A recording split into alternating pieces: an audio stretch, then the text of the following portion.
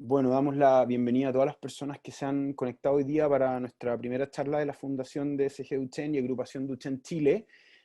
Vamos a realizar una serie de conferencias, una mensual, el primer sábado de cada mes, a las 11 de la mañana en horario de Santiago de Chile, que van a abordar distintos temas que consideramos muy importantes para las familias y las personas que viven con distrofia muscular de Duchenne. Vamos a comenzar hoy día con una charla sobre cuidados respiratorios. La de julio va a ser sobre cuidados cardiológicos al corazón, y la de agosto va a ser sobre cuidados funcionales relativos a tanto kinesiología como terapia ocupacional, ¿ya? Entonces agradecemos mucho a las personas que están conectadas hoy. Varias personas preguntaban qué vamos a hacer con esto. Vamos a tomar estas grabaciones y las vamos a ir subiendo a los canales de YouTube, tanto de la agrupación Duchen Chile como de la Fundación DSG Duchen, que son las dos asociaciones que estamos trabajando para traerles este ciclo de charlas. Por lo mismo, dejo con ustedes a Josefina García Huidobro. Josefina es asesora y miembro de la Asociación Duchen Chile, quien les va a presentar a nuestro invitado de hoy. Así que, Josefina, tienes la palabra. Hola, buenos días. Estoy encantada de ver tantos participantes. Tenemos la suerte de contar con el doctor Francisco Prado, que es pediatra pulmonar, profesor asociado de pediatría en la Universidad de Chile. Trabaja actualmente en el Hospital Clínico San Borja Rearán. Ha participado en la creación de los programas ministeriales de asistencia ventilatoria en domicilio, que se generaron en el 2004 y que se han mantenido a la fecha. Actualmente está a cargo de la hospitalización domiciliaria pediátrico para niños y adolescentes con necesidades especiales en salud. Tiene un interés muy grande en el cuidado respiratorio de pacientes con enfermedades neuromusculares. Participa en un grupo colaborativo de cuidados respiratorios de soporte respiratorio no invasivo que han creado en Latinoamérica en estrecho contacto con el profesor John Bach de Nueva Jersey, y tiene una estrecha relación con proyectos similares en Uruguay y Paraguay. Cuenta con varias publicaciones y documentos referidos a este tema. Francisco, te doy el pase a ti. Hola, buenos días. Gracias por la invitación. Voy a compartir pantalla para apoyarme en un PowerPoint. La idea que tenía yo es agradecer primero la invitación a esta actividad y felicitarlos por la misma. Y creo que van a haber probablemente familias, pacientes y de repente puede que haya algún profesional de la salud. Entonces, específicamente en el ámbito de las enfermedades neuromusculares, una de las más frecuentes, ¿cierto?, es la enfermedad neuromuscular de Duchenne. Ahora, también es una de las enfermedades que tiene mayor sobrevida. Y como hay una declinación de la función pulmonar que ocurre después de que el paciente o comienza a hacer su vida en silla, ¿cierto? También hay un umbral de oportunidades para ir haciendo intervención en cada una de las etapas, que van permitiendo que el paciente no solo vaya aumentando sus expectativas de vida, sino que lo más importante es que se incorpore familiarmente, socialmente, laboralmente, y sea feliz. Ese es el objetivo que busca cuando uno plantea hacer intervenciones de asistencia ventilatoria o soporte ventilatorio no invasiva. Yo les decía que esto es un paradigma porque en realidad hay una serie de interpretaciones de cómo hacer en los cuidados respiratorios de los niños, los adolescentes y los adultos con Duchenne, que no necesariamente apunta a el objetivo principal, que es el que yo les mencioné. Y por lo tanto, digamos, de alguna manera se va distorsionando un poco el objetivo que uno busca. La, las actividades que uno puede hacer con los muchachos parten muy precozmente, con las evaluaciones generales de la función respiratoria, y pese a que hay muchas cosas que se hacen funcionalmente para ver cómo está el paciente, hay otra serie de cosas que no se hacen y que son muy sencillas. Uno tiene que conocer cuál es el volumen que hay dentro del pulmón. Y eso se hace con una sencilla maniobra que es tomar aire, ¿cierto? Y botarlo fuertemente. Y eso es lo que se conoce con capacidad vital. Pero no solamente es importante conocer la capacidad vital, sino que también es muy importante conocer eh, cuál es la capacidad de toser, ¿ya? Y esa es la maniobra de pico flujo tosido, que es toser sobre un flujómetro, que es un aparato que mide el litro por minuto la velocidad con que la tos sale desde los pulmones. Ya con esas dos mediciones, ¿cierto? Que son súper sencillas, uno puede ir proyectando, ¿cierto?, cuáles son las intervenciones que tiene que ir realizando cuando va viendo que el paciente va teniendo ciertas edades, ¿cierto?, y van sucediendo ciertas cosas que naturalmente en la progresión de la enfermedad van ocurriendo. Como por ejemplo, el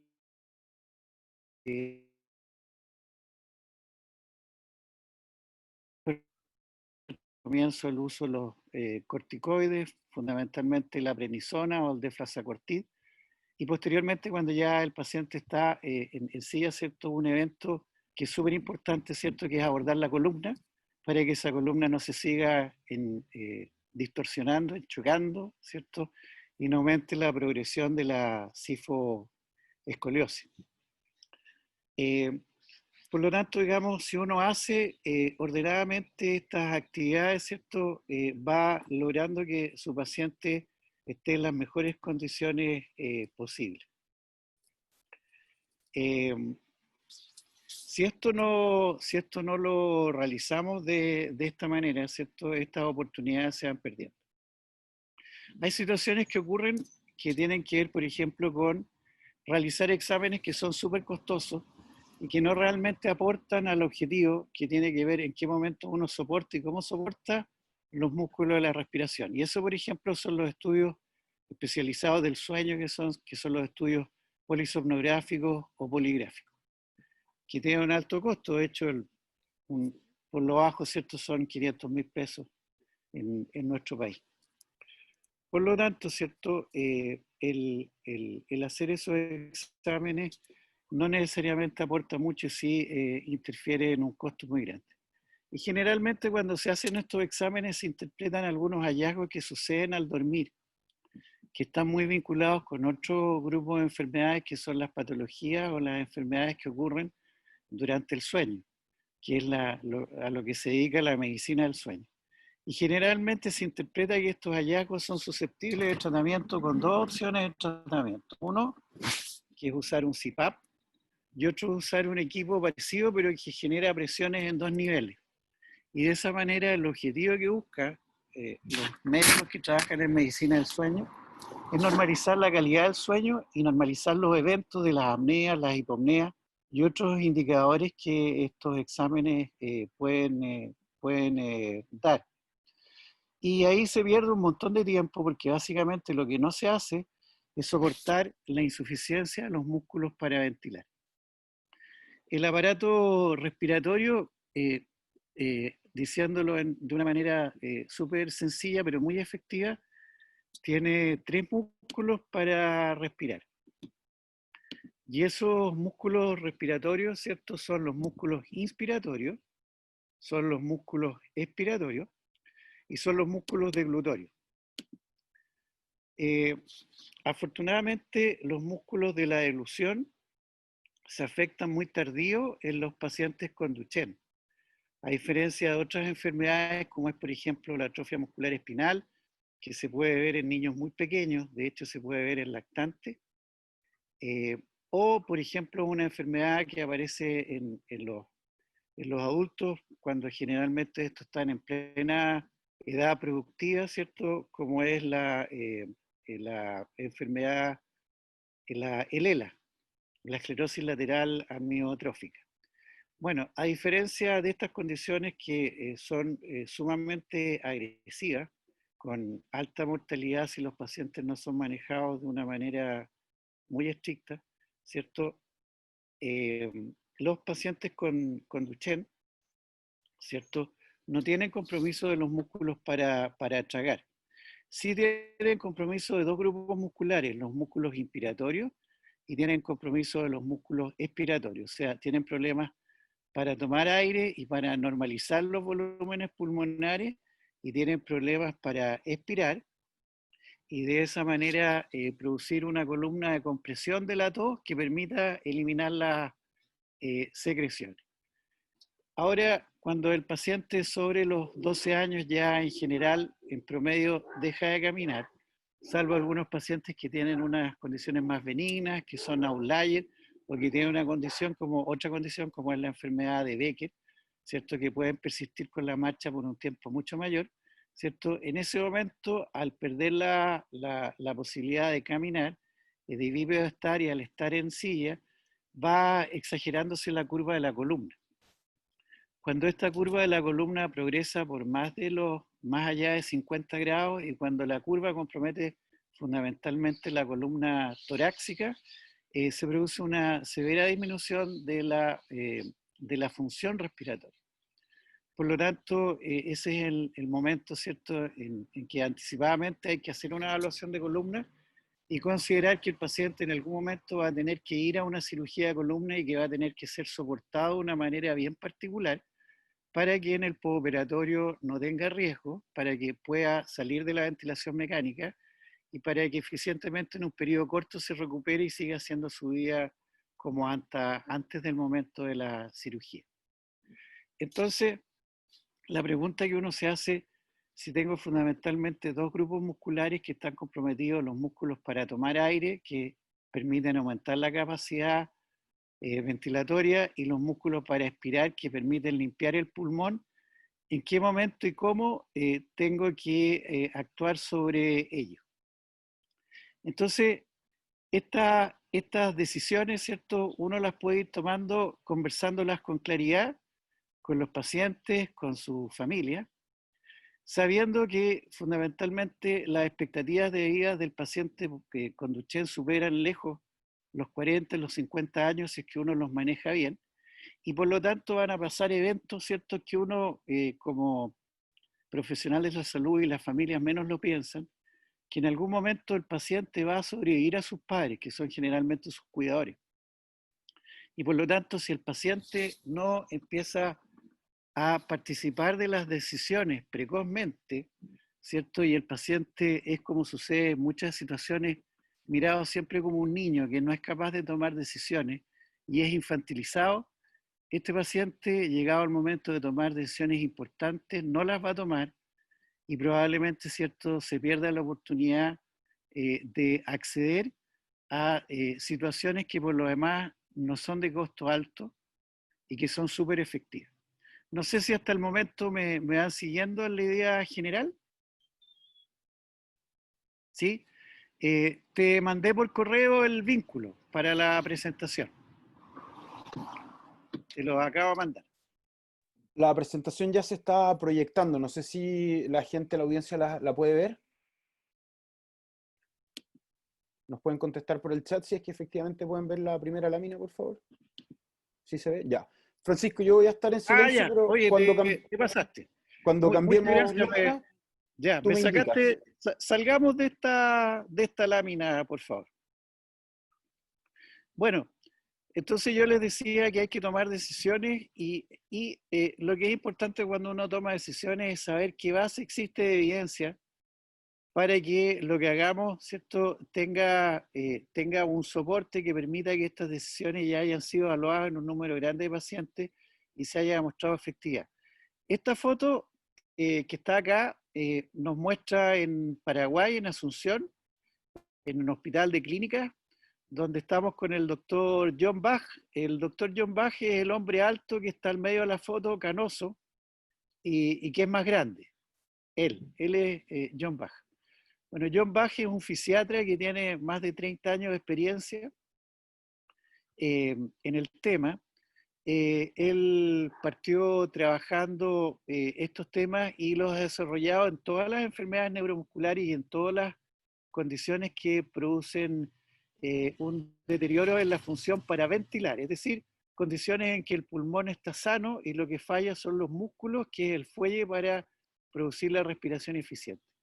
Y aquí al medio de este grupo de adultos hay una niña que tiene alrededor de 10, 12 años, que es una paciente que tiene una enfermedad neuromuscular, una miopatía congénita, que había vivido alrededor de 5 o 6 años con una traqueostomía y un ventilador mecánico a la traqueostomía. Y después de haberla entrenado, ¿cierto?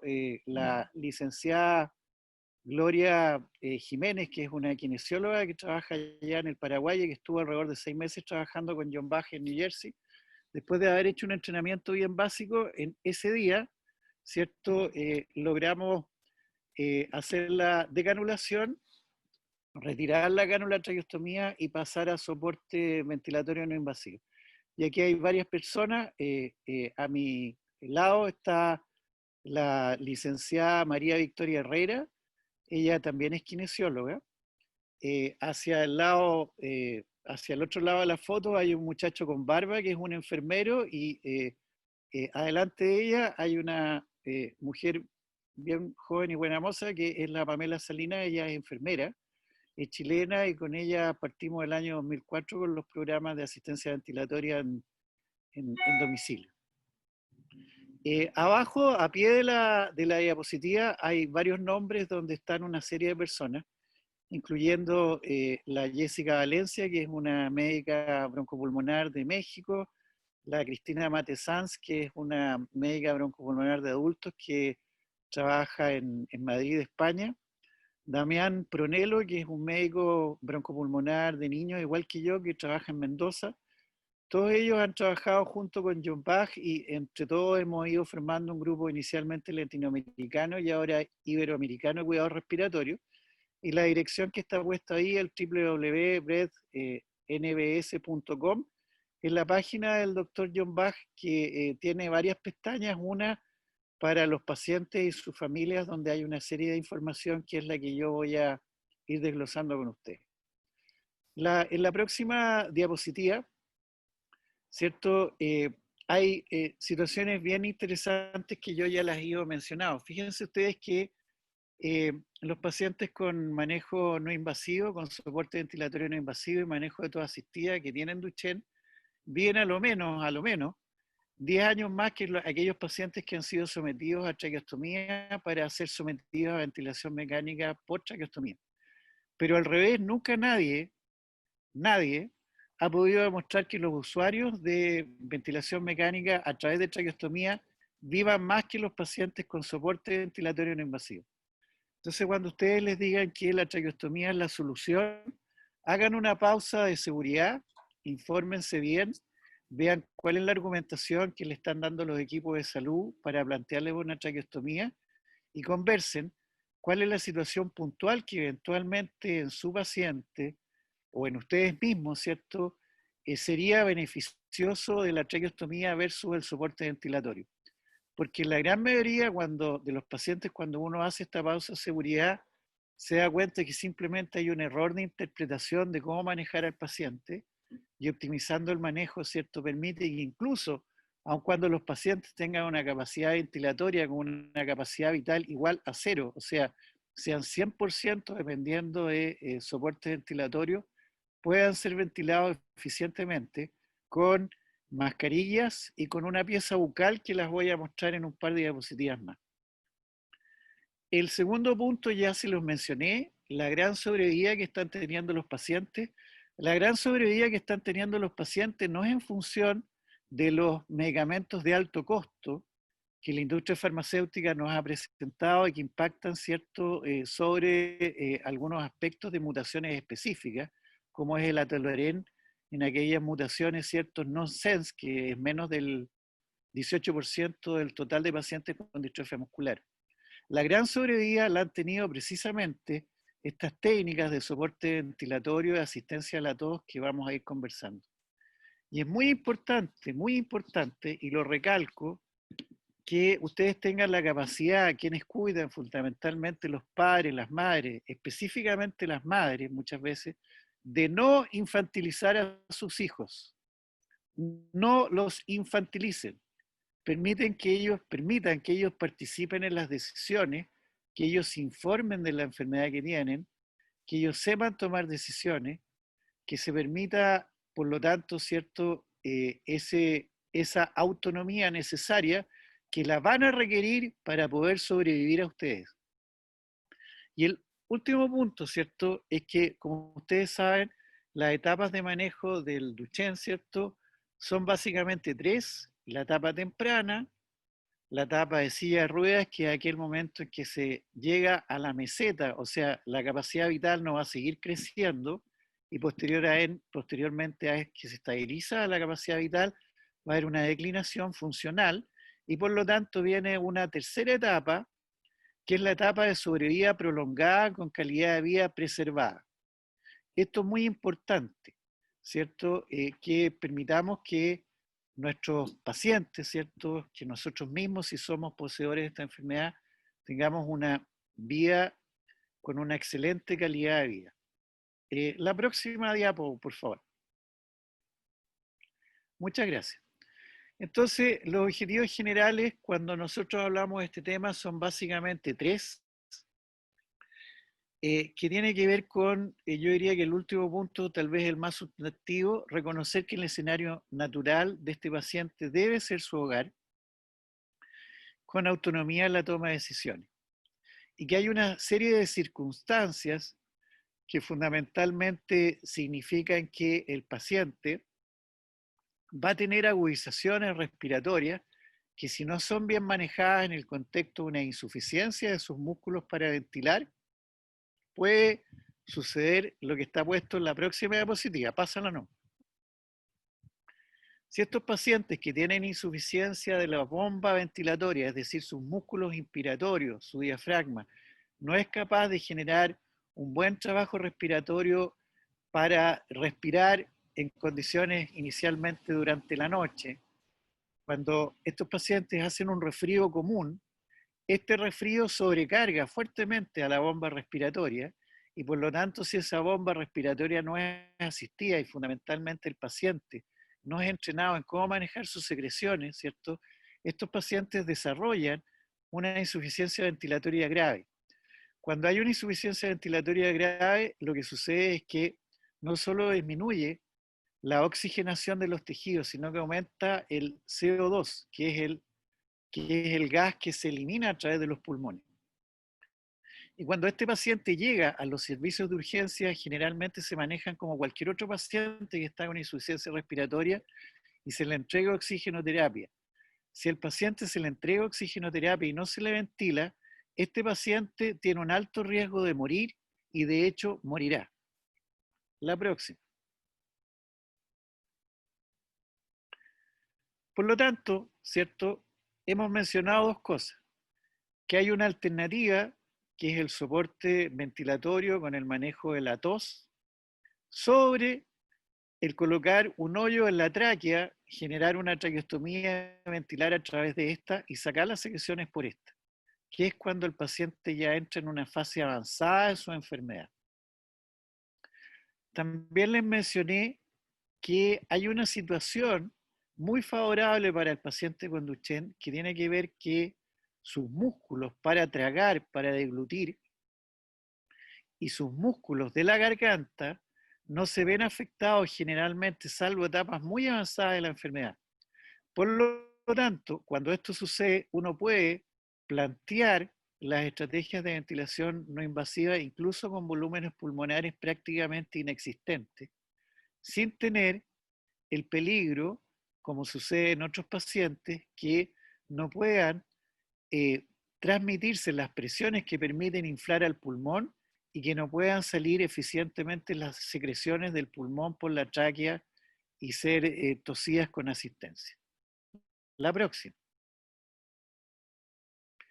Por lo tanto, la traqueostomía debería estar reservada solo para algunos pacientes. Por ejemplo, algún paciente que tiene algún cáncer que produce una obstrucción de su vía respiratoria, un paciente que tiene una estrechez de la vía respiratoria, muchas veces porque ha estado intubado muy prolongadamente, un paciente que tiene una condición neuromuscular distinta al Duchenne, donde sí hay una lesión de las neuronas, de las motoneuronas que están en la corteza cerebral, y por lo tanto, entonces, el concepto erróneo que cuando el paciente tiene una capacidad vital muy baja, ¿cierto?, requiere sí o sí una traqueostomía, no es tal. La próxima. aquí tenemos una foto que insiste sobre lo mismo. Hay muchos niños, adolescentes y adultos que no requieren ser traqueostomizados, sobre todo cuando hay condiciones que se cumplen. Un paciente que no tiene un compromiso neurocognitivo, que no tiene un compromiso intelectual severo, un paciente que puede, ¿cierto?, realizar las maniobras que vamos a ir comentando, que es ir inflando sucesivamente el pulmón, aguantando el aire, hasta normalizar completamente su capacidad vital. Es decir, un paciente que, por ejemplo, tiene 350 ml, lo podemos llevar a sobre 2000 ml, 2 litros, y con eso el paciente tener una columna de aire suficiente para poder toser. La próxima. Hay varios artículos, ¿cierto?, en los que hemos trabajado con el doctor John Bach, que solamente quería mostrarles porque de esa manera hemos ido desarrollando también un trabajo colaborativo con este grupo latinoamericano.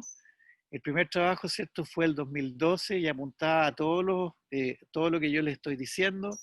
El 2016 publicamos una carta a la revista de Archivos Uruguayos de Pediatría, en que hacíamos un comentario respecto a dilemas éticos, que son decisiones que hay que tomar no solamente en consideración de aspectos técnicos, que es muy importante para los pacientes. La próxima diapositiva. Después del 2017 publicamos este artículo de revisión de los cuidados respiratorios para enfermedades neuromusculares que se publicó en Chile. La próxima. Se publicó en el Uruguay el 2018 con el mismo contenido. La próxima, por favor. Y después hemos seguido publicando artículos. Este es uno que se publicó en la revista Neumología Pediátrica, que aborda el cómo uno puede sacar las cánulas de traqueostomía, incluyendo a pacientes complejos como pueden ser algunos pacientes neuromusculares con enfermedad avanzada. La próxima. También uno de nuestros autores, la María Victoria Herrero, ha trabajado fuertemente, al igual que la licenciada Gloria Jiménez, para hacer algunas precisiones de cómo medir la fuerza de la tos y cómo hacer de la mejor manera eficiente el manejo de la tos en aquellos pacientes que tienen tos débil, en pacientes con Duchenne y otras condiciones neuromusculares. La próxima. Y este fue el último artículo que publicamos en el Paraguay, en una condición neuromuscular que es mucho más intensa que lo que es el Duchenne, que es la atrofia muscular espinal, sobre todo en niños muy pequeños que la presentan antes del año de vida. La próxima. Y este es un artículo que publicamos hace muy poco y que apunta fundamentalmente para que nuestros colegas, los kinesiólogos, las enfermeras, los intensivistas, se den cuenta cómo manejando y cambiando las estrategias de ventilación con equipos generadores de flujo, con los VPAP, que es como habitualmente se ventila en la gran mayoría de los pacientes neuromusculares en Chile, uno puede evitar que el paciente en una agudización muy grave, en una condición muy intensa, con una insuficiencia respiratoria vinculada a condiciones fundamentalmente, por ejemplo, un resfrío, fundamentalmente en niños que ya no son niños, que son adolescentes, adultos jóvenes, muchos de ellos obesos, uno manejado eficientemente puede evitar que estos pacientes se intuben y posteriormente se traqueostomicen. E incluso los puede sacar de las unidades de cuidado intensivo rápidamente. La próxima. Este es el artículo, uno de los artículos que ha publicado el doctor John Bach el 2011, y es un artículo muy interesante que lo voy a ir comentando con ustedes porque da luces como en un grupo muy grande de pacientes, en casi en 100 pacientes con Duchenne en etapa avanzada, haciendo intervenciones que son muy sencillas, uno puede evitar que estos niños, ¿cierto?, progresen, sean traqueostomizados e impedir que estos pacientes prematuramente, por una complicación de una neumonía que sigue a un cuadro infeccioso respiratorio alto anal, terminen en una unidad de terapia, intubados o eventualmente tengan tengan mortalidad. La próxima. Bueno, vamos a ir revisando algunos conceptos funcionales. Estos mismos conceptos los vimos con los médicos neurólogos en diciembre del 2019 en la Escuela de Verano Latinoamericana de Enfermedades Musculares, que se hace, ¿cierto?, una vez al año. El año pasado, el 2019, se hizo en Asunción, Paraguay. La próxima. Hay tres aspectos, los fundamentos que ya les contaba que hay fundamentos técnicos que están sobre la mesa, la oportunidad al inicio y cuál es la puesta en escena. Cómo ayuda a los músculos para inspirar, cómo ayuda a los músculos para expirar, que es para toser, y cómo esto lo hago ordenadamente, inicialmente en la noche, luego en el día, cómo trabajo una infección banal como un resfrío y cómo enfrento la cirugía de la columna y otras cirugías, por ejemplo, un paciente que tenga una desnutrición avanzada, que haya que hacer una recuperación con una gastrostomía transitoria. La próxima. Esta ya la vimos, así que saltémosla, por favor. Bueno, este es un esquema de los músculos que están en la caja torácica. La cúpula verde, que tiene una flecha que se desplaza hacia abajo, es el pistón diafragmático. Ese es el músculo que hace más o menos sobre el 75-80% de la carga de la fuerza muscular para generar, como se ve en la fotito, en el diagrama de la derecha, ¿cierto?, aumentar los volúmenes y las capacidades pulmonares. Por lo tanto, cuando estos músculos están débiles, estos volúmenes y capacidades pulmonares son más pequeños. Y eso es lo que pasa en los pacientes con Duchenne específicamente. El pulmón en sí es un tejido que está absolutamente sano. La próxima.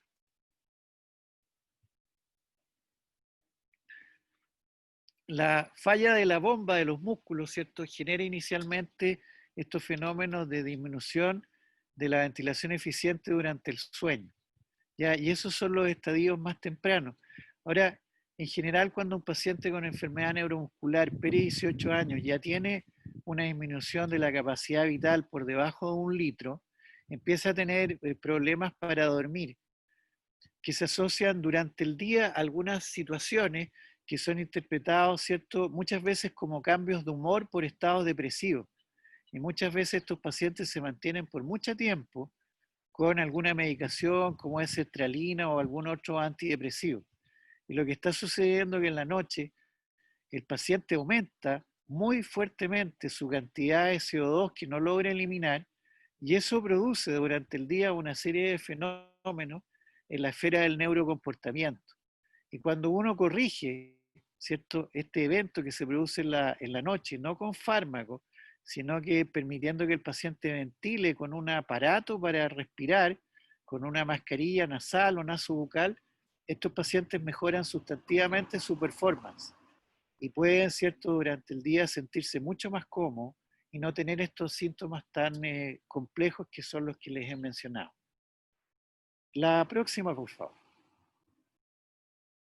Bueno, entonces, para llegar a esta falla de la bomba de los músculos, ¿cierto?, está el compromiso primario de los músculos, pero además el defecto mecánico que hace que la inserción de los músculos débiles sobre un tórax que está deformado porque hay una desviación de la columna, no solamente en los planos laterales, sino que también en la rotación, ¿cierto? Y eso en la cifoscoliosis produce aún más o exagera mucho más la debilidad de los músculos, tanto para inspirar como los músculos para expirar. Por lo tanto, se compromete la ventilación y se compromete la fuerza del átomo. La próxima. Entonces, nuevamente, ver que tenemos los compromisos de los músculos básicamente inspiratorios, expiratorios y cómo la cifoscoliosis secundaria, ¿cierto?, lo hace que esto se exagere mucho más. Y los músculos deglutorios generalmente están bien conservados, hasta etapas muy avanzadas de la enfermedad. La próxima. Entonces, ¿cómo lo hacemos con estos músculos? Si tenemos compromiso de los músculos inspiratorios, vamos a hacer soporte ventilatorio. Les voy a ir mostrando al tiro cómo se hace esto. si hay compromiso de los músculos respiratorios, tos asistida. Lo que es bien importante saber que generalmente la tos asistida parte mucho antes que la necesidad de la ventilación. Y por años en Chile, ¿cierto? No lo tuvimos tan claro, o nos equivocamos, o nos perdimos. Y fundamentalmente lo que pensábamos era que poner un aparato para respirar o para ayudar en la respiración de los pacientes durante la noche era el pilar fundamental. Y ahora sí sabemos que es muy fundamental intervenir precozmente, ya desde los 13 años, con algunos ejercicios respiratorios que permiten aumentar los volúmenes pulmonares y por lo tanto ir mejorando la calidad de la tos de estos pacientes posteriormente cuando los asistimos con tos asistida con una bolsa que se llama Ambuvac y posteriormente, si tienen muy comprometidos sus músculos respiratorios, con volúmenes bajo los 500 ml, vamos a tener que usar sí una máquina que se llama la máquina de tos asistida. La próxima, por favor. Sigamos nomás. Acá estamos, esto es el año 2004 en Santiago de Chile. Aquí hay un paciente que tiene otra condición neuromuscular que también es una enfermedad que afecta una proteína estructural y funcional, que es la distrofia muscular congénita. Y este paciente está con una traqueostomía y con un equipo para ventilación no invasiva que fue uno de los primeros países donde llegó, fue a Chile, porque nosotros no tenemos regulaciones para la llegada de equipos de soporte vital. Este es el equipo Trilogy. Y lo mismo que se está haciendo con este paciente con una traqueostomía, se puede hacer, como ustedes ven en la foto arriba, con una mascarilla nasal. De hecho, este paciente de arriba es un paciente con atrofia muscular espinal tipo 1, que es una de las variantes más severas de las enfermedades neuromusculares que aparece en los niños menores de 1 año.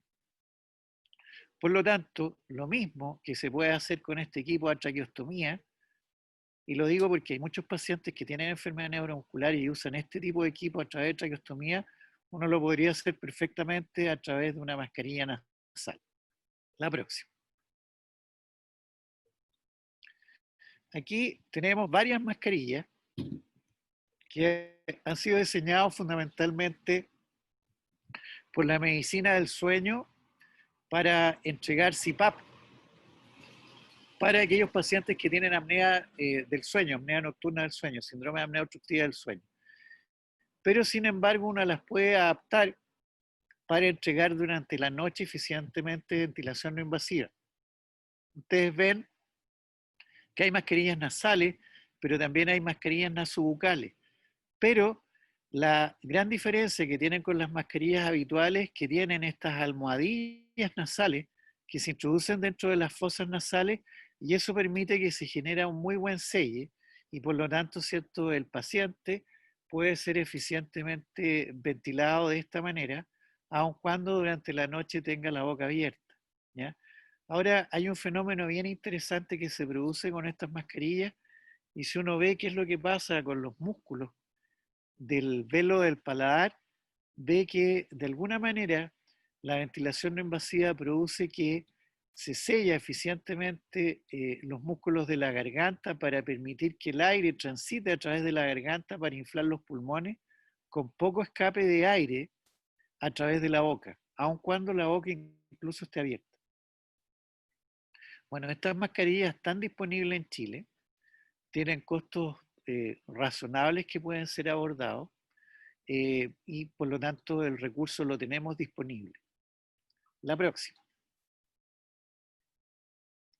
Acá tenemos, yo quiero señalar que no tengo conflicto de intereses con la industria, así que los equipos que voy a mostrar son porque los conozco más, no porque tenga un compromiso con la industria ni reciba dinero para dar esta información. Aquí hay un ventilador, este es el ventilador Trilogy, hay otro ventilador que se llama Astral de ResMed y hay otros ventiladores que se pueden adaptar y ustedes pueden ver que hay, ¿cierto?, un circuito que llega, ¿cierto?, a una boquilla y esa boquilla, ¿cierto?, se puede utilizar para que el paciente se ventile durante el día. esto cuando el paciente ya no solamente necesita ventilación en la noche, sino que también necesita ventilarse durante el día porque ya sus músculos se han ido comprometiendo mucho más. Esto generalmente en el paciente con Duchenne ocurre por arriba de los 19, 18 años de vida. La próxima, por favor. Acá tenemos un paciente, él tiene otra condición neuromuscular, pero él es un paciente que tiene alrededor de 27 años, él es un hombre independiente, él tiene una empresa de contaduría, trabaja desde su casa, y aquí estamos en un taller que se hizo el 2015 cuando tuvimos la visita del doctor John Bach, y estamos mostrando cómo se ventila a un paciente a través de una pipeta o pieza bucal con un generador de flujo o un ventilador. En este caso usamos el ventilador Trilogy.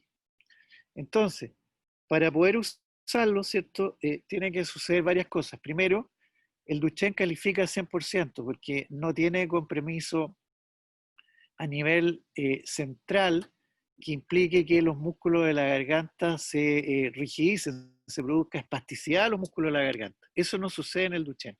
Y por lo tanto, entonces el paciente tiene la posibilidad, cada vez de que toma la pipeta con sus labios, hacer una inspiración y insuflar su pulmón. Por otro lado, cuando el paciente esto lo hace en forma absolutamente a demanda, si por ejemplo está con sensación de secreciones, puede tomar aire, aguantar, tomar aire, aguantar, tomar aire, aguantar, sin expirar. Y cuando eso lo hace 4 o 5 veces, su capacidad vital, que va a estar, por ejemplo, en este caso, por debajo de los 700 ml, subirla a 2000, 2500. Y con eso el paciente entonces retira la boca de la pipeta y tose con fuerza. De hecho, ustedes saben que muchos de ustedes o muchos de sus hijos, ¿cierto? Cuando ya tiene un compromiso avanzado de la enfermedad, tiene una voz muy apagada. Y tiene una voz muy apagada porque la columna de aire que hace vibrar las cuerdas vocales es muy baja. Si el paciente hace esta maniobra de reclutamiento, de insuflación, para llegar a la capacidad máxima insuflada y normalizar de esa manera los volúmenes pulmonares, va a poder hablar fuerte. Ahora, si esto el paciente lo hace 4 veces en 1 minuto, o sea, lo hace cada 15 segundos, tiene tiempo suficiente en esos 15 segundos en que no está usando la pipeta para alimentarse por boca. Por lo tanto, también de esta manera hay muchos pacientes que tienen compromiso nutricional ya no por exceso, sino que por déficit, pueden alimentarse y recuperarse nutricionalmente y no requieren una gastrostomía. La próxima.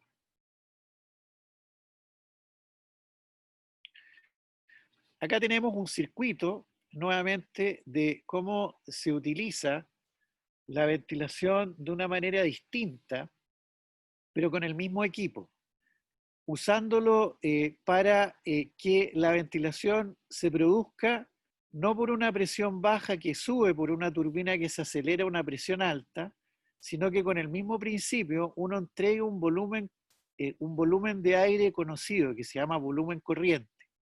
Y de esa manera entonces ustedes pueden ventilar eficientemente a su paciente en la noche, pueden eficientemente ventilarlo durante el día y pueden eficientemente ventilarlo también con ventilación con pipeta. Lamentablemente en Chile esto se hace muy poco. Se hace, yo diría que de una manera exageradamente ausente. Y es algo que uno puede hacer en forma muy sencilla y lograr un impacto muy alto. La próxima. Nuevamente es importante recalcar que existen estas mascarillas que permiten, ¿cierto?, ventilar al paciente eficientemente y de forma muy cómoda.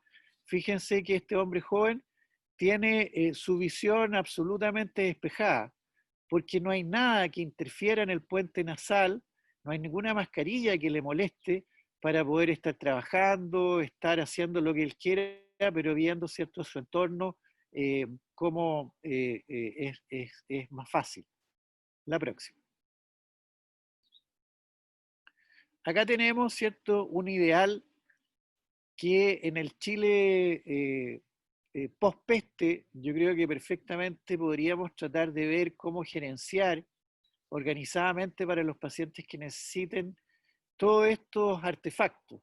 Una silla eléctrica motorizada, un ventilador apropiado, un adaptador para posicionar el circuito de ventilación a la pieza bucal que permita que el paciente se encuentre con ella a demanda y por lo tanto pueda movilizarse sin ninguna restricción y hacer una vida, ¿cierto?, mucho más integrada socialmente y laboralmente.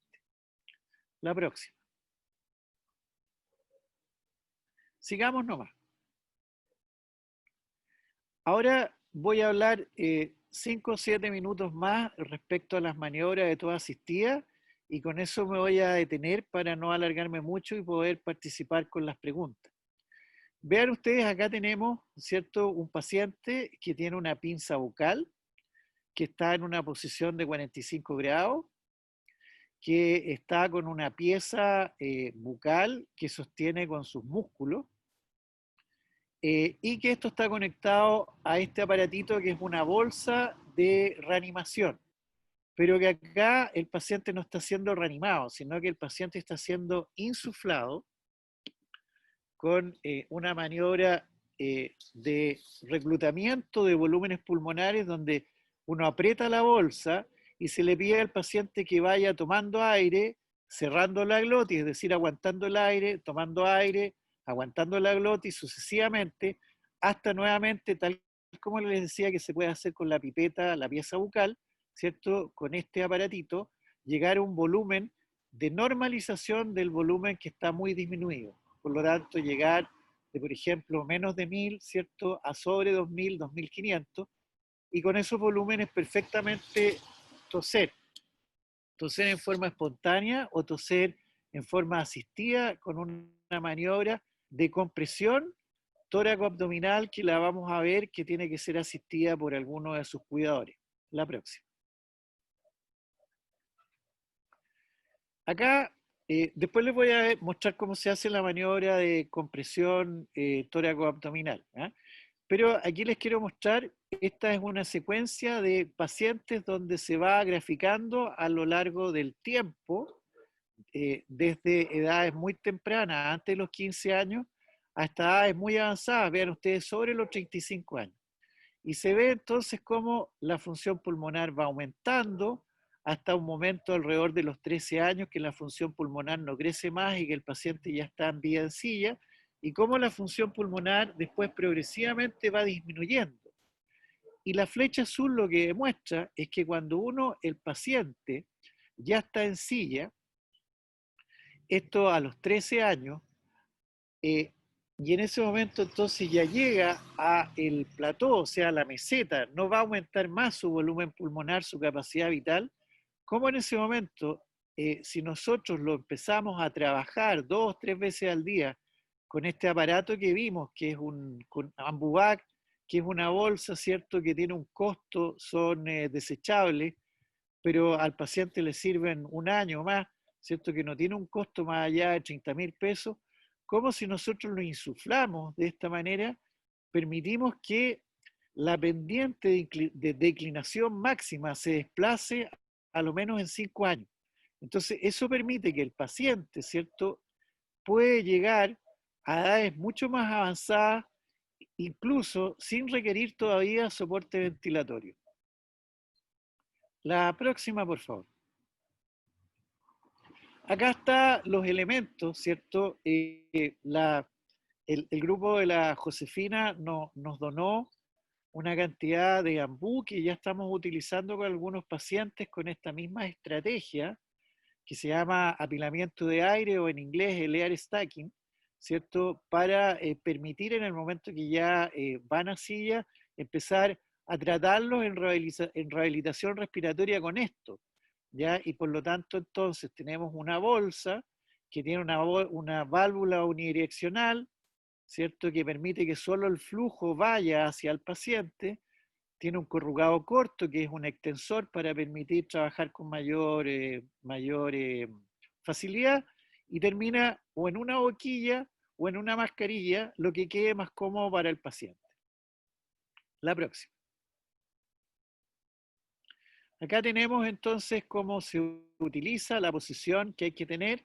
Se puede trabajar con el paciente en su silla, ¿cierto? Reclinado, con los frenos de la silla obviamente puestos, ¿cierto? O en un sentado o acostado, pero en una posición de 45 años, 45 grados de inclinación. Y la maniobra de cómo se ponen las manos, con manos en mariposa, ¿cierto? Apretando durante la expiración, una vez que al paciente ya le hemos insuflado, la región torácico-abdominal hacia arriba, ¿cierto? De tal manera de empujar, de bombear asistidamente los músculos y fundamentalmente los músculos expiratorios para permitir que la tos, ¿cierto?, logre propulsar la secreción. Esto es muy importante, sobre todo cuando los pacientes se agudizan. La próxima. Estos son equipos de toda asistida que hacen esto mismo en forma mecánica. Está el equipo de Respironic, Philips, ¿cierto? El E70. Hay un equipo coreano o chino que también puede ser, hay algunas empresas de home care que lo tienen. Y la próxima, y este es el equipo antiguo que todavía está, sirve, es igual al otro, lo único que no es analógico. Y cómo entonces uno hace maniobras, ¿cierto? En que aquí el aparato funciona generando una aceleración y una presión positiva y inmediatamente una presión negativa. Entonces mete aire y lo saca con fuerza y esa oscilación de columna de presión remedia una tos. Y de hecho uno puede medir los flujos exsuflados durante esta maniobra de toda asistida en los equipos más nuevos. Y cuando estos flujos son mayores de 200, 210, 250 litros por minuto, ¿cierto? Es el umbral de tos efectivo. Por lo tanto, ¿cierto? Esto, si uno lo trabaja con los pacientes, los trabaja con los kinesiólogos, pero fundamentalmente los trabaja con los cuidadores directos de los pacientes, ¿cierto? Es maravilloso, más aún en aquellos pacientes que tienen más deterioro funcional y permiten sacar de emergencia al paciente cuando este paciente se ve apremiado. El trabajo que yo les mostré en algún momento como portada de John del año 2012 usaba esto con un saturómetro digital. Los pacientes con Duchenne deben tener saturaciones sobre 94% y no deben usar oxígeno. Cuando el paciente tiene menos de 94% de saturación es porque hay secreciones dentro de la vía aérea y lo que uno tiene que hacer entonces son estos protocolos de tos asistidas. Eso es lo que hay que hacer, ¿ya? Y por lo tanto se necesita más que tecnología, muchas veces ganas de hacerlo. La próxima. Este es un prototipo, un equipo que hizo mi amigo Damián Pronello en Argentina, en Mendoza.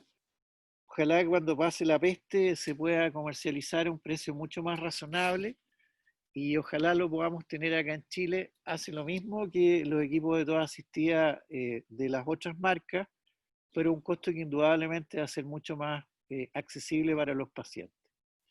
La próxima. Si ustedes no hacen esto que yo les decía, lo que va a pasar es lo que está acá.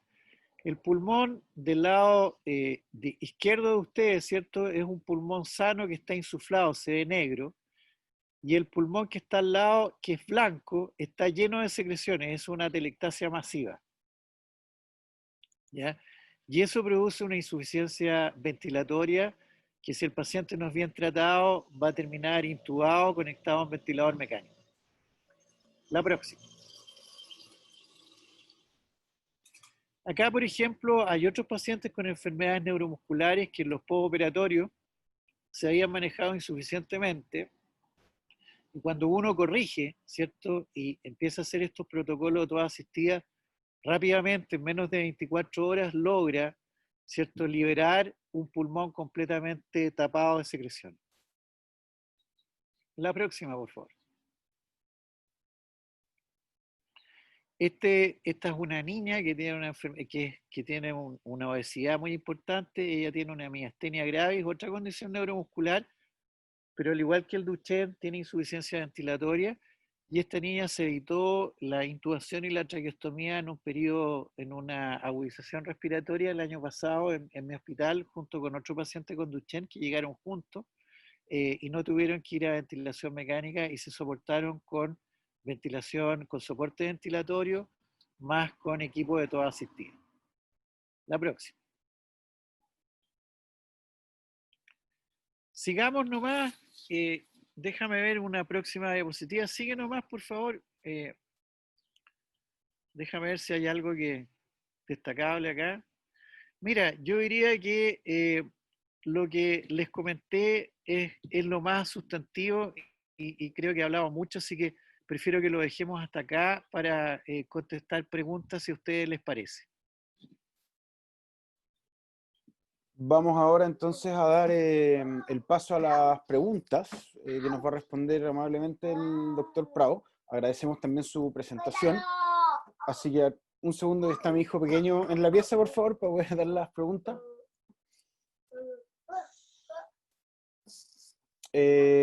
Bueno, por lo tanto, estamos recibiendo preguntas. Pueden utilizar la herramienta levantar la mano, o si no la pueden o por algún motivo no pueden o no quieren hacerla verbalmente, también estamos recibiendo preguntas por el chat.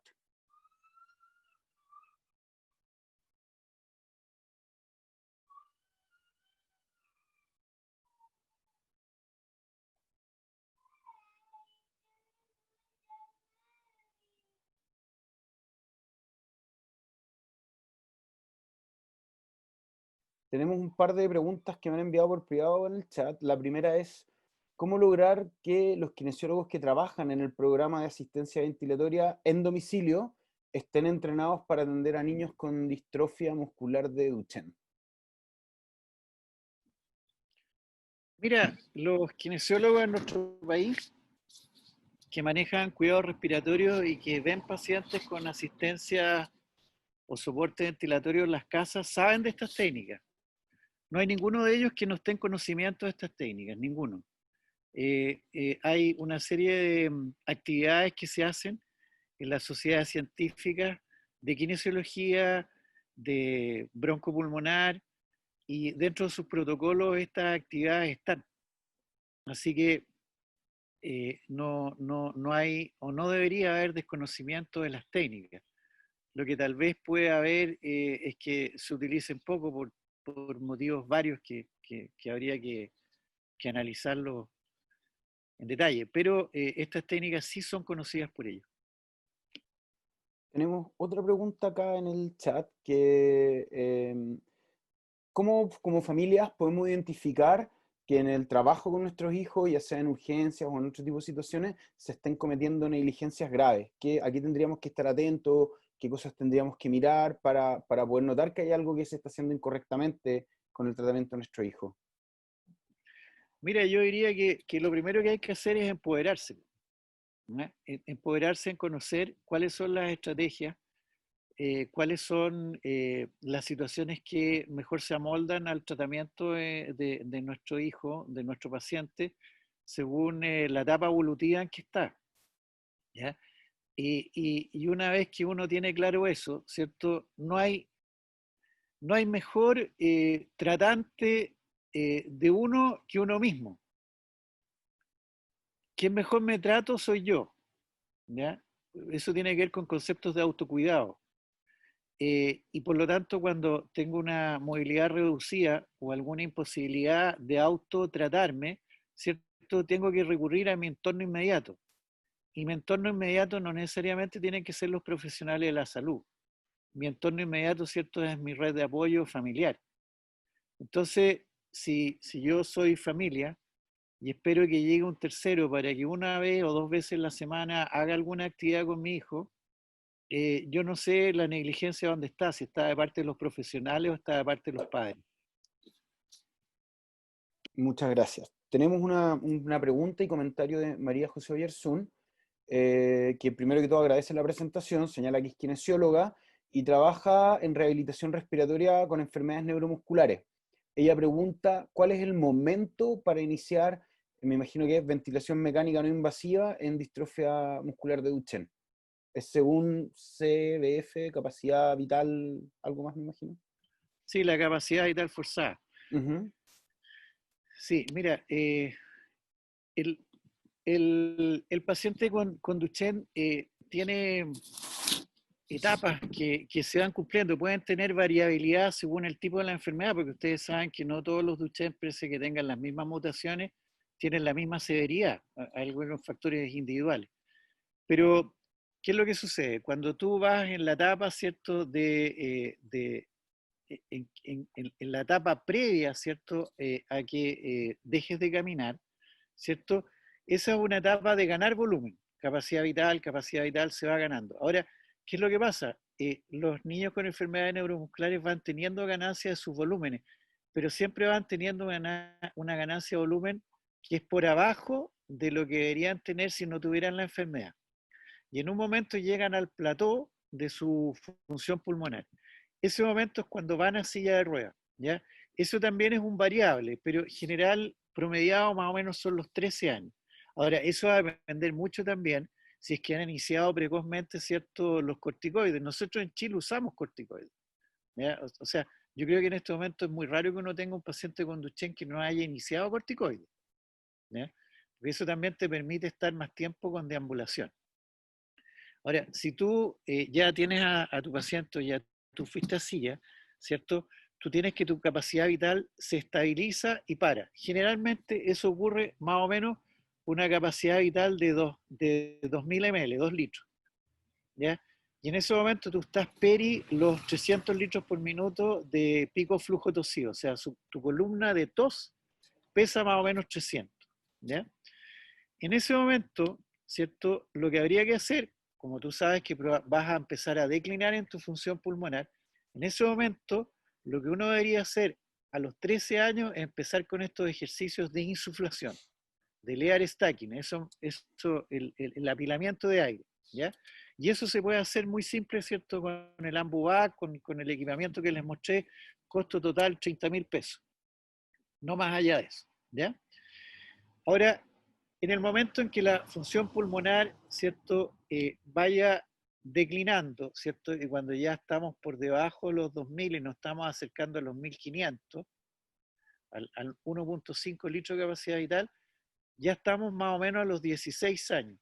En ese momento, los litros por minuto de la tos caen por debajo de 300 litros por minuto, ¿ya?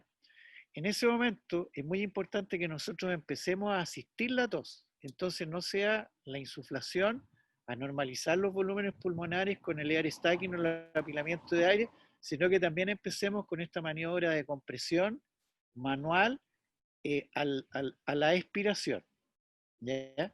Después vamos a llegar a otro hito, ¿cierto? Que es a los 19 años, donde nuestro paciente va a tener peri 1000 hacia abajo de capacidad vital. En ese momento, ¿cierto? ¿Qué es lo que dice la escuela, la normativa? Por ejemplo, ustedes, ¿cierto? Alguna de sus organizaciones tiene el enlace, ¿cierto?, con la Organización Europea Española de Duchenne. Dice que en ese momento el paciente hay que hacerle un estudio de sueño, una polisomnografía. Vale hongo la polisomnografía. Si ustedes tienen la capacidad vital, ¿cierto? Ustedes en la noche le pueden hacer un examen muy sencillo que se llama saturometría.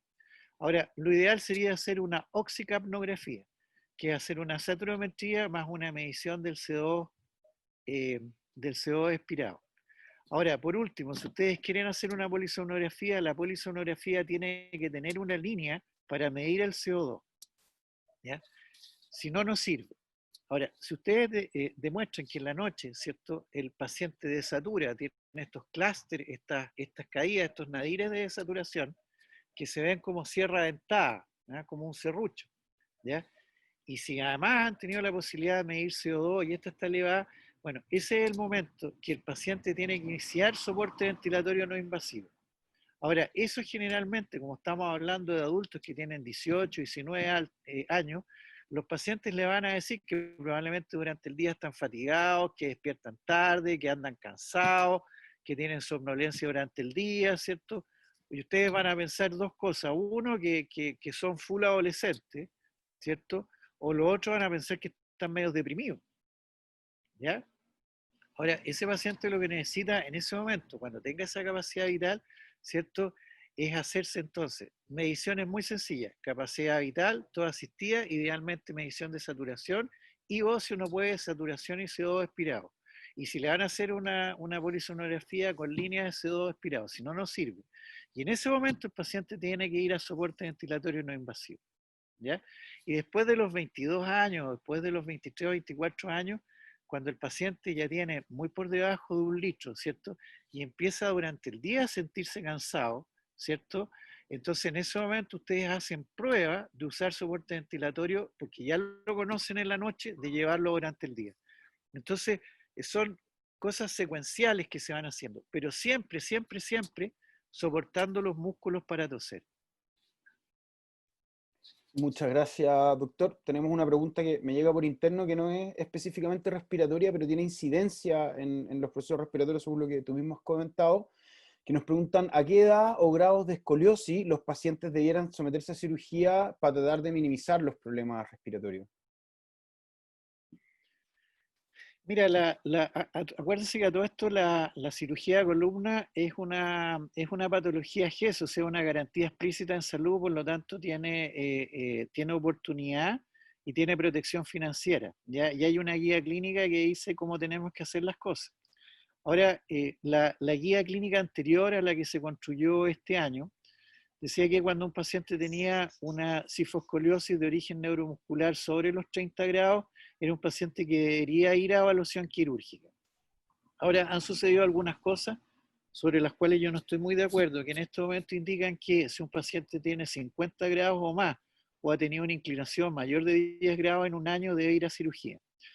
Yo creo que lo ideal es que cuando un paciente ya tiene 30 grados, debe ser evaluado por el columnólogo y ponerse de acuerdo en cuándo abordar esa columna. Cada vez más en Chile tenemos cirugías de columna extraordinariamente súper bien, con material excelente. Para niños más chicos que no son los de ustedes, ¿cierto? Cuando la columna está inmadura se pueden usar barras distractoras. O sea, hay una serie de situaciones que permiten hacer una muy buena cirugía de columna, pero no sacan nada con que los pacientes vayan a cirugía de columna si no hay cuidados respiratorios que permitan que ese paciente operado tenga un postoperatorio gentil. Pero para eso ustedes no pueden ofrecerle a alguien algo que no conoce si es que no lo han probado con anterioridad. O sea, estos pacientes deberían, cuando se planifica por eso los 30 grados que van a ir a cirugía de columna, estar full con las terapias que yo les estoy diciendo. Y más aún, si el paciente sobre los 30 grados ya tiene una capacidad vital por debajo del 50% del valor predicho para la edad, ese paciente debería estar con soporte ventilatorio y todo asistido. Tenemos 4 preguntas más, 5 preguntas más. Vamos a cerrar en esta última para que después el doctor Prado pueda continuar su día, pero las hacemos para poder ser respondidas y cerramos. Luis Castillo pone en el chat, nos comenta que él tiene un niño de 2 años con distrofia muscular de Duchenne y quiere saber si existe algún tipo de ejercicio que se pueda practicar en casa que ayude a prevenir problemas respiratorios. Mira, a los 2 años él está recientemente diagnosticado y está en una etapa ambulante, ¿ya? Entonces, lo que hay que hacer es mantener al máximo, ¿cierto?, sus capacidades de ambulación, mucho juego, ¿ya? Eso le hace bien. Y todos los otros ejercicios que le indique su neurólogo y su fisiatra, ¿eh? No me voy a meter en esta área porque empiezo a guatear un poco, entonces prefiero dejarlo hasta ahí, pero un paciente de esa edad, ¿cierto? A diferencia de otras enfermedades, ¿cierto? Que se presentan muy precoz, empiezan a tener deformidad del tórax, que hay que hacer una serie de maniobras, pero en los Duchenne eso no pasa. Así que estar atento nomás a cuando le indiquen que va a ser un poquito posterior el uso del corticoide. Roxana Riquelme nos pregunta si es necesario hacer los exámenes respiratorios cuando los niños empiezan a utilizar silla de ruedas o si es necesario hacer una revisión, establecer una línea de base antes. En la etapa previa de la silla ya es interesante que mira, sobre los 5 años tú ya puedes ir haciendo espirometría y medición de pico flujo tosido, y eso es súper bueno, porque va permitiendo que el paciente se vaya entrenando con maniobras que las puede ir repitiendo. Entonces, sobre esas maniobras, ¿cierto? Uno puede ir construyendo estas curvas. ¿Te acuerdas que yo te mostré que el John Bach tiene curvas? Bueno, eso es porque en cada control él le hace cosas que son súper sencillas. Medición de capacidad vital, pico flujo tosió, la medición, ¿cierto?, de la saturometría, y lo otro que se mide, ¿cierto?, del CO aspirado con un aparatito que se llama capnógrafo. Todas esas cosas se pueden hacer y son realmente buenas hacerlas en los registros, o sea, en las visitas que van teniendo los pacientes. Y cuando uno los va a ver a la casa también se lo puede hacer. Eso tú lo metes adentro de una de esas maletas de cabina que tenemos guardadas. Ahí uno puede guardar todo y ir a darse una vuelta a la casa y hacer todas esas mediciones en la casa de los enfermos. Fulvia Portillo de Paraguay nos comenta que ella es licenciada en enfermería, tiene un hijo de 7 años con distrofia muscular de Duchenne. Hace un año el diagnóstico, se está tratando actualmente con Deflazacort y señala que su hijo tiene problemas para dormir a veces. Se duerme muy tarde, 1 de la madrugada, y quiere saber si hay algo que tenga que ver lo respiratorio con el tema del sueño, que pudiera tener eventualmente alguna relación ahí. Mira, los trastornos respiratorios del sueño que tienen que ver con la hipoventilación se producen en forma más avanzada en la edad. Probablemente ahí hay otra cosa que habría que ver con su médico tratante, pero es poco probable que haya una alteración del sueño debido a debilidad de los músculos a esa edad, ¿no? Perfecto. Y la última pregunta que tenemos en el chat de Mario, que nos pregunta si los niños que tienen obstrucción respiratoria sobre el 70% por tamaño de los adenoides, si es recomendable operar esas adenoides o no. Mira, en general cuando el adenoide está muy grande sí se puede asociar a apneas obstructivas del sueño, ¿eh? Ahora en los pacientes con Duchenne que tienen hipertrofia de los adenoides graves y que están produciendo algunos fenómenos ahí obstructivos, se abordan en general como cualquier paciente, ¿eh? Lo que sí hay que tener todas las precauciones que tienen que ver con la anestesia y todo eso que son específicas a los pacientes con Duchenne. Pero sí es bueno verlo ahí con su otorrino y evaluarlo con su neurólogo para tener el mejor soporte, pero se puede abordar perfectamente, ¿eh? Yo me quería tomar una licencia, no sé si Adelante. puede que esté en línea la Gloria Jiménez o que esté en línea la María Victoria Herrero o la Pamela Salinas, no sé. Y hay algunas consultas que me hicieron que tienen que ver con ejercicio, otros aspectos de rehabilitación respiratoria, y ellas son las expertas en el tema, entonces tal vez ellas nos podrían ayudar con algún comentario. Gloria Jiménez veo que está conectada. Así que si quiere, Gloria puede, a la invitación del doctor, comentar alguno de estos elementos, si es que lo considera necesario. Aprovecho mientras se me quedó una línea nomás, que le preguntaban, doctor, si es que usted ha tenido experiencias con niños con Duchenne contagiados con COVID. Mira, estamos en Chile en este momento de esta conversación sobre los 100.000 casos de incidencia acumulada. Tenemos una mortalidad que está subiendo sobre los 1.500. Tenemos la unidad de cuidados intensivos en Santiago de Chile sobre el 97% de su capacidad. Y tenemos más de 1.500 compatriotas que han fallecido. Ahora, hasta donde yo sé, no ha habido ningún paciente con enfermedad neuromuscular que haya hecho contagio grave. Y de los pacientes que conozco yo con Duchenne y con enfermedades neuromusculares, están todos sanitos en su casa, ¿ah? El aislamiento social ha funcionado bien, los pacientes han estado más aplicados que nunca con todas sus terapias, así que no hemos tenido inconvenientes en el área chica del COVID y el Duchenne. Ahí está la Gloria. Sí, le estoy habilitando el micrófono para que pueda... Y ahí está Gloria. Hola, ¿cómo están? Mucho Hola, gusto. Gloria. Mucho gusto. ¿Qué tal, doctor Francisco? ¿Cómo estás? ¿Me escuchan? Te escuchamos bien, Gloria. Sí. Muchas gracias por participar. Muchas gracias a ustedes por la invitación y les felicito también por la iniciativa. porque esta población de personas necesitan asesoramiento y también coordinación de un equipo multidisciplinario, y que sepan que estamos con ellos y para ellos, para poder ayudar. También invitamos, gracias a ustedes y al doctor Prado, a varios familiares de pacientes con Duchenne de Paraguay que están participando también de la charla. Entonces, muchas gracias por compartir sus conocimientos con nosotros. Si alguna duda, algo que quieran replantear, sin problemas, les puedo ayudar. Si hay más preguntas para Gloria, este es el minuto de hacerla, después vamos a tener el video solamente, no la interacción en vivo.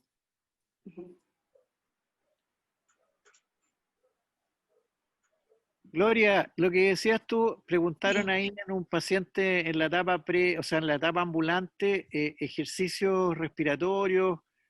Tú trabajas harto en esa área, no sé si podrías hacer un comentario. Sí, tenemos pacientes que fueron diagnosticados recientemente y todavía no están en silla de ruedas. Entonces, en general, es así como dijo el doctor, se hace pruebas previas de espirometría, se hace un seguimiento y lo más normal posible, una vida normal, que jueguen, juegos lúdicos, nada específico, porque en ese momento todavía no se presentan las alteraciones. Entonces, que ellos tengan la vida más normal posible, movilidad normal, que jueguen con sus compañeritos, sus hermanos, todo a nivel lúdico. No hay nada específico porque no se presentan las alteraciones todavía, y se intenta de que sea una actividad de la vida normal lo más funcional posible, que no quede como que tiene que hacer terapias todo el tiempo. Entonces, es así. Gloria, aprovecho de hacer una consulta, porque no es común que el moderador la haga, pero me parece que es relevante. Sabemos que la escoliosis tiene incidencia en la función respiratoria en pacientes con Duchenne, pero también sabemos que durante la etapa ambulatoria muchos pacientes tempranamente presentan lordosis o hiperlordosis. ¿Tienen esos fenómenos de lordosis o hiperlordosis alguna incidencia en la capacidad respiratoria de los pacientes? Podría ser en el sentido de que el diafragma se inserta, es que el músculo principal respiratorio se inserta en las vértebras lumbares. Entonces, al tener una hiperlordosis, puede ser que afecte un poco, digamos, hablando anatómicamente y biomecánicamente, esa movilidad, pero no se ha demostrado todavía. Eso es hablando, como les digo, a nivel de biomecánica y de los estudios. Todo lo que sea en funcionalidad a través de la espirometría, generalmente se altera a partir de que pierde la marcha el paciente. Entonces, al deambular con la hiperlordosis, aparentemente no hay cambios funcionales medibles. Tal vez sean muy pequeños. Sí. Muchas gracias. Daniela Oliva nos pregunta mediante el chat: hola a todos, nosotros entrenamos a nuestro hijo de 13 años ambulante con válvula PEP e IMT. ¿Es necesario agregar algo más al entrenamiento? Y si nos pudieran decir qué es PEP e IMT para los que no lo sabemos, lo agradeceríamos mucho. El PET es presión positiva expiratoria, que al soplar el paciente o la persona, el usuario, recibe una resistencia. Es lo mismo que yo, en vez de soplar así, con boca abierta, sople con los dientes. Los dientes me dan como un freno y eso produce la presión positiva en la expiración. Entonces, ¿qué pasa? Sale menos rápido el aire y se hace como una resistencia para que los músculos entrenen. Ahora, según los estudios y la escuela con que nosotros seguimos, que es del doctor John Bath, se cuestiona el trabajo con estos dispositivos. Y la IMT es lo mismo, pero al inspirar se recibe una presión positiva que hace una resistencia a la entrada de aire.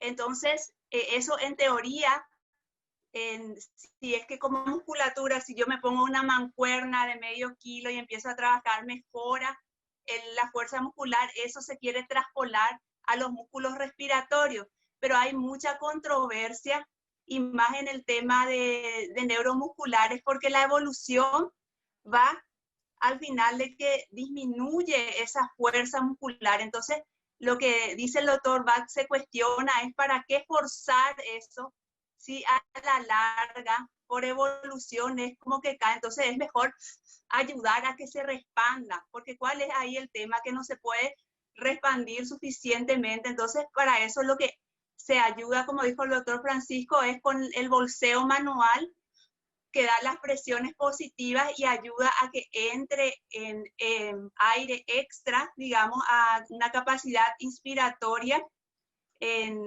mayor. Entonces eso va a ayudar a que se respanda más el pulmón. Le convendría más hacer trabajos de expansión torácica que hacer resistencia, entendiendo, digamos, la evolución de la enfermedad. Muchas gracias, Gloria. Para terminar la conferencia de hoy, sabemos que mediante las inscripciones hemos recibido algunas preguntas específicas para ver si tanto tú o el doctor Prado pueden responderlas, así que un momentito, porfa, que estoy abriendo el archivo para poder irlas leyendo, ¿ya? No son tantas, así que esperamos no retenerlos mucho rato más. No, tranquilo, mientras tú la buscáis, ¿Ya? yo les quería contar que hay algo que el John siempre lo muestra, y cuando hacemos talleres, un taller bien simpático de muy bajo costo, que tiene que ver con la respiración glosofaringea. Los sapos no tienen diafragma, ¿ah? Entonces respiran con los músculos de la garganta, pistonean el aire con los músculos de la garganta a la tráquea y de ahí al pulmón, ¿ya? Entonces,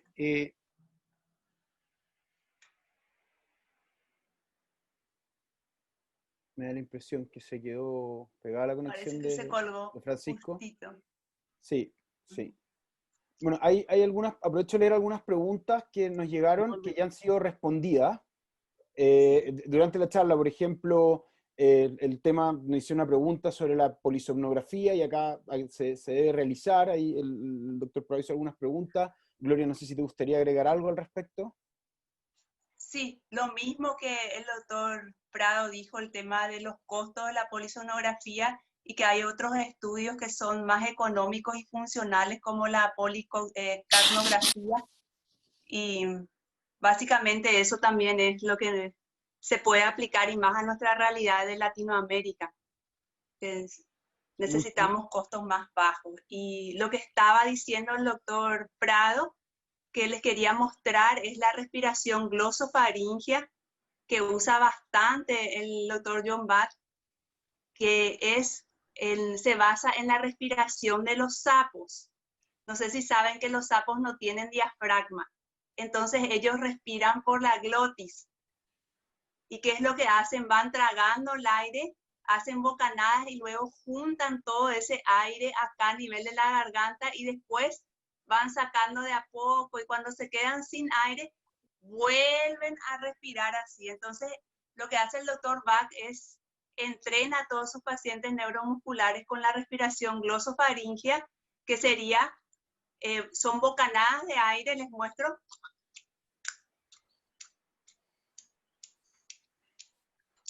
Y trabajo los músculos laríngeos, tanto supra e infraioideos, y voy llenando el aire y luego voy sacando. Entonces, para eso no se necesita el diafragma, y con eso, ¿qué es lo que se hace? Se puede reexpandir el tórax también. En el caso, generalmente, entonces se indica el bolseo manual cuando ya está en silla de ruedas, pero antes ese ejercicio pueden hacer, hasta nosotros podemos hacer ese ejercicio. Respandimos tórax y luego vamos sacando. También dicen que los nadadores hacen ese ejercicio para mantener los pulmones más expandidos cuando van haciendo las carreras de velocidad. Entonces, tal vez ese ejercicio se puede recomendar antes de que ellos empiecen a usar el ambú, antes de que estén en silla de ruedas y que se vean cambios notorios de la capacidad vital. Podría ser una de las respuestas. Muchas gracias. Tenemos algunas, bueno, hay varias preguntas que nos han hecho sobre COVID, que ya, digamos, tenemos alguna respuesta, la posibilidad de que un niño se enferme con COVID, sabemos que existe. Sin embargo, hay una que es bien relevante de estas preguntas que recibimos con anticipación, que es, en caso de que un niño se contagie con COVID y efectivamente tenga algún tipo de problema de suficiencia respiratoria, ¿qué medidas se deberían tener en cuenta en los cuidados intensivos? Ya. En los cuidados intensivos, en cuanto a medidas de seguridad, son las mismas. Si entró a cuidados intensivos es porque tuvo la insuficiencia respiratoria, en este caso tipo 1, que es hipoxémica por la falla de oxígeno. Entonces ahí va a tener que recibir únicamente oxígeno, soporte ventilatorio invasivo, es decir, se le trata igual, solo que en la fase de recuperación es diferente, porque ahí sí tal vez ya va a tener que necesitar el asistente de la tos, que es un dispositivo que genera flujo, y eso es lo que piden en los pacientes con COVID, que no se utilice por el riesgo de contaminación. Pero en el caso del paciente neuromuscular lo va a necesitar, y si necesita asistente de la tos hay que ponerlo, pero con todos los cuidados de bioseguridad correspondientes del personal de salud. Muchas gracias, Gloria. Acá hay una pregunta que probablemente estaba dirigida al doctor Prado porque tiene que ver con los elementos que se pueden hacer en Chile, que nos preguntan si el Estado de Chile subvenciona estos gastos a nivel domiciliario cuando se requiere ayuda de ventilación con máquinas u otros tipos de dispositivos. Sí, es para el doctor Sí, Prado, sí, por eso yo decía, creo que sí, porque yo le pregunté justamente en Paraguay no se subvenciona, y él me dijo que en Chile sí, y en Argentina también, porque solemos hablar con los colegas, con la doctora, con la kinesióloga Victoria Herrero, y nos comunicamos y vieron que publicamos artículos científicos, y en Chile sí. Creo que la licenciada Pamela Salinas estaba con el tema de los domiciliarios neuromusculares, sí. Lo que pasa es que en Chile nosotros tenemos dos formas de protección financiera. Una que es el FONASA, ¿cierto? Que tiene una cobertura sobre el 85% de la población, y el resto son las prepago, que en Chile son las ISAPRE. Ahora, lo que hay son programas nacionales por el lado del MinSal, que son programas nacionales no específicos para pacientes que tienen requerimiento de ventilación mecánica prolongada en la casa. Y ahí está el programa de ventilación no invasiva de adultos y de niños.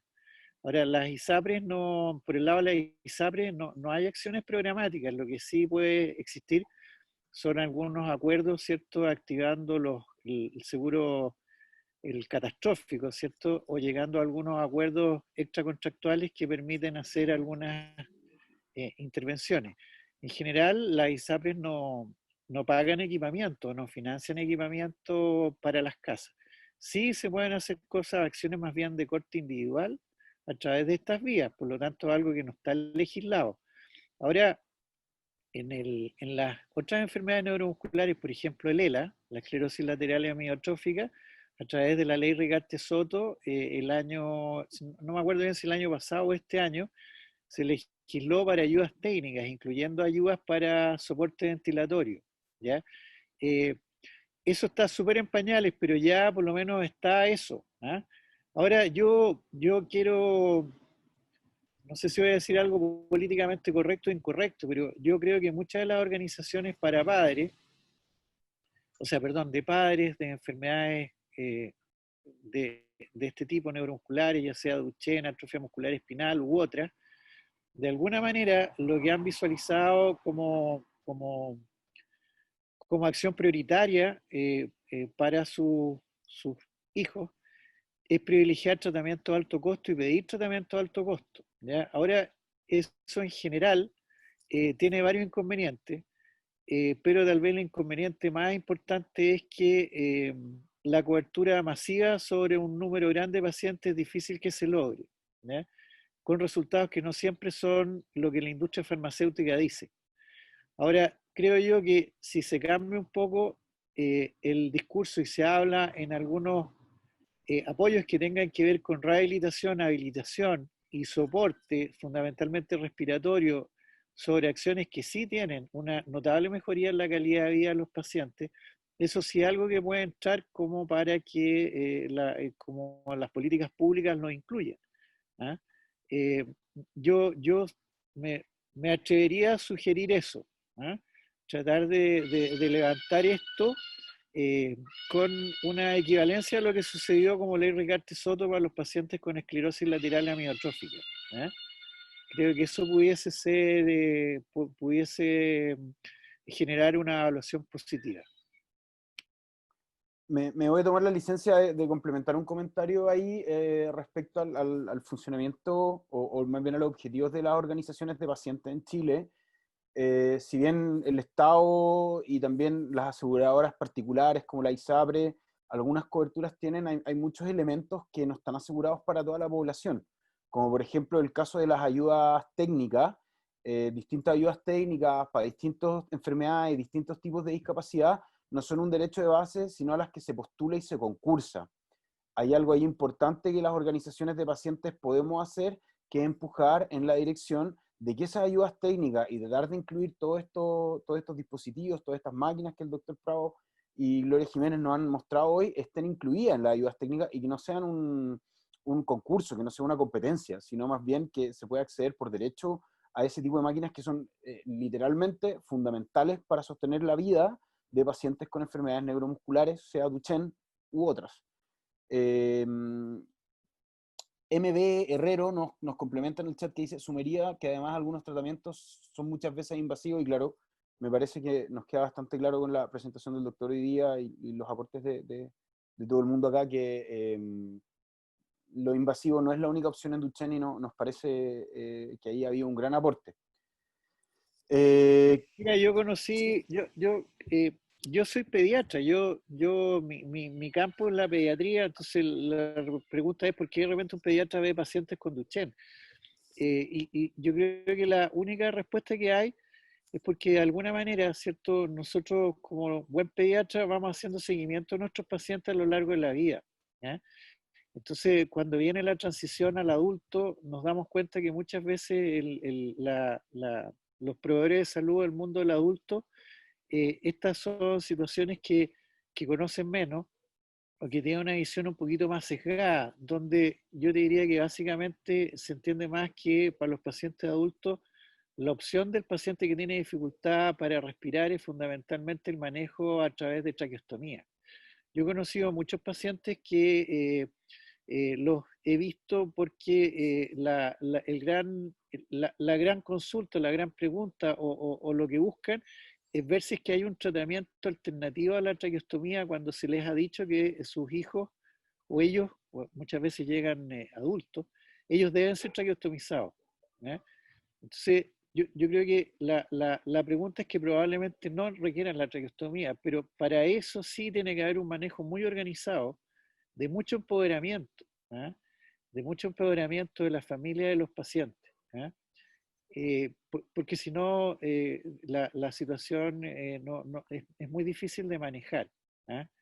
Y lo que uno ve en general, que los pacientes se mantienen bastante bien, mejoran, hay un antes y un después, y mejoran sustantivamente se ven, mira, al final, independientemente de los números, las capacidades vitales, los picos flujos tosivos, la saturometría o todas esas cosas, la calidad de vida no se mide numéricamente en ese tipo de cosas, se mide por otras cosas. Y yo lo que veo es que la gente se integra mejor eh, y se ven bien. Muchísimas gracias, Francisco. Antes de comenzar el cierre de esta charla, de esta estupenda charla más bien del día de hoy, no sé si hay alguien que quiera hacer alguna pregunta más, que quiera comentar respecto a su experiencia en el tratamiento respiratorio. Esto es el minuto. Josefina, te voy a abrir el micrófono en un segundo. Hola, quiero comentar mi experiencia. Justamente yo llegué al doctor Prado por una sentencia de Pedro que determinaba que era candidato para una traqueostomía. Pedro, la verdad, estuvo en manos de un broncopulmonar que no se manejaba con Duchenne. Se me recomendó agregar oxígeno, lo cual y compré un aparato de concentrador de oxígeno que no me sirvió para nada. Y entonces empiezan a pasar cosas que uno va de una mano en otra hasta que una luz se le prende de alarma y nosotros como familia decidimos no hacerle absolutamente nada a Pedro, porque eso significaba arruinarle su vida, definitivamente. Y a través de Rodrigo Adame logré encontrar a mi doctor Pancho Prado, que ha sido una luz para nosotros, de verdad. Nos quebró bastantes mitos, nos ayudó a entender que la enfermedad se puede tomar de otra manera. Y la verdad que Pedro, desde el minuto que empezó, y la verdad que empezó tarde con toda esta parte, porque no sabíamos, y la verdad que yo cuando tuve la noticia de Duchenne, para mí fue una condena a muerte y no, como mamá me paralicé de verdad y como me metí a la agrupación ahora siento de otra manera el Duchenne. Y el doctor me dio una esperanza de sobrevida de Pedro y de verdad a Pedro le ha cambiado la vida. Estamos con la Back 3 veces al día, además del ventilador que tenemos a mano, que el que estamos utilizando 3 veces al día también. Y eso le mejoró partiendo por la capacidad de tos, no es que una tos normal, pero sí le estamos ayudando a que ese tórax que estaba inmovilizado se movilice. Por lo tanto, su capacidad respiratoria ha mejorado, también ha mejorado su voz. Y, y es otra persona, porque la verdad que lo recibió una noticia directo, yo no estaba ni con él cuando le dijeron la traqueotomía, y para él fue espantoso. Así que yo le sugiero como padre, y vuelvo a pensar como agrupaciones, tenemos que empoderarnos a través de la información. Por eso, junto a DSG, estamos en ese camino y por lo mismo creamos en este minuto en nuestra agrupación una página web que está al ABC de todos los cuidados respiratorios y de todos los ámbitos que los invito a empezar a ver a partir de la próxima semana. Pero sí les quiero decir que como experiencia nos cambió la vida. Y yo le agradezco al doctor Prado, que ha sido una persona que frecuentemente está en línea con nosotros, una persona tremendamente apañadora. Y estoy súper feliz de tenerlo dentro del equipo de personas que cuidan a Pedro.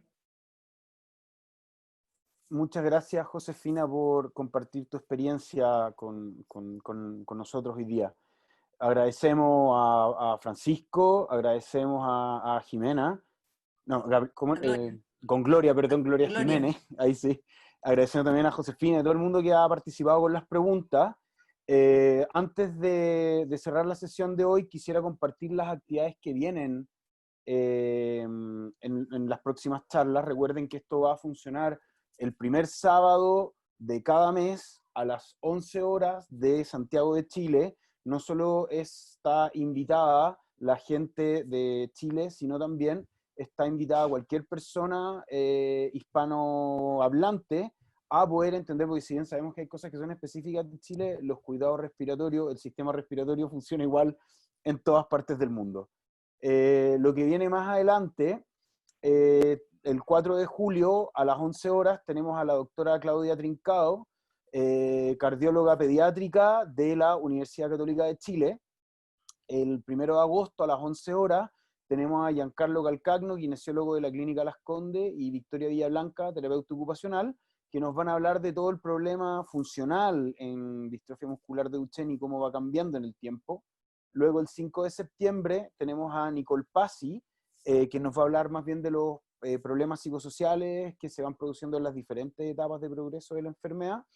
Y el 3 de octubre vamos a tener una charla que es un poquito más específica para la población chilena, sin embargo todo el mundo está invitado, que es sobre básicamente cómo podemos relacionarlos con las distintas postulaciones, las distintas cosas que se pueden hacer a nivel de redes de apoyo en Chile. Y vamos a sumar también a esta charla, tenemos que definir las personas y las fechas, pero queremos también sumar una charla de todos los que son cuidados nutricionales en Duchenne, y también un poco de ponernos un poquito al día qué es lo que está pasando en el resto del mundo con la investigación, posibles tratamientos, etc. ¿Ya? Por último, si miran acá abajo de la pantalla, están los logos de la agrupación Duchenne Chile y de la Fundación DSG Duchenne. Invitamos a todo el mundo a seguir a estas dos organizaciones en sus redes sociales. de Facebook y de Instagram. Las pueden encontrar por su nombre. Esperamos que les haya servido la charla, que haya sido satisfactoria, y esperamos verlos el primer sábado de julio en la charla de la doctora Trincao, el 4 de julio a las 11 horas. Por último, agradecemos a Francisco. Muchas gracias por esta charla, creo que nos ha servido a todos mucho. No sé si quieres dar alguna palabra de cierre. Sí, no, yo agradecerle a ustedes, creo que es muy interesante cómo están trabajando, agradecerle a todas las personas que se conectaron. Vi varias gente del área de salud que estaba en la charla, bueno, mis amigos de Argentina, el Paraguay, vi a la doctora Keka Palomino, que es una gran broncopulmonar que trabaja en esta área también, en la clínica Las Condes.